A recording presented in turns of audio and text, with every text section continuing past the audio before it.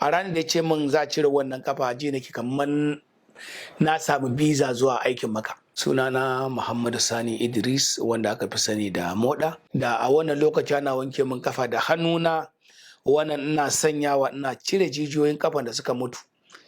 Ina tsinke su haka ina zubarwa gaba. In na daga kafar ina so kamar zai tafiya bana ma iya yin tafiya tunda dauka ta ake haka kamar jariri. To a wannan lokaci na ji daɗi da farin cikin cewa za a cire kafar, amma na ce wace rana? Ranar Talata kenan muka yi magana da ce jibin Allah ya kai mu Alhamis za a yaki a kafar. To wallahi sai gani nake kamar ranar Alhamis din ba za ta yi ba, saboda ina so in yi bacci sai na daga kafafuwa na guda biyu na ɗora su kan bango a cikin daki, sannan na yi baccin da na samu kuma minti 10 zuwa 15 ko 20, to komai dare na farka sai kuma gobe idan Allah ya kai mu. A wannan rana Alhamis na yi bacci na mance da asubahi ranar Juma'a cewa an cire min kafata.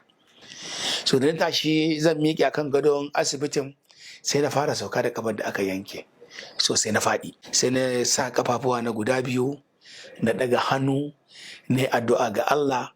Yau ya kai ga jiya zuwa watanni da suka wuce baya an kai lokacin da shike ba na iya yin baccin, ba na wani gashi yanzu an cire mance da laluran da nake ciki. To saboda haka rayuwata babu wani abin da ta canza tun da bai hana ni ci ko sha ba. Da babu Sani Moda, Allah ya samar da shi, ya rene har ya zuwa shekara 50 da wani abu din, ya wadata ne da gidan da nake ciki, ya bani iyali, ya ɗaukaka ni daga cikin al'umma wadda ta sanayya wadda za a ce a'a gawa ne.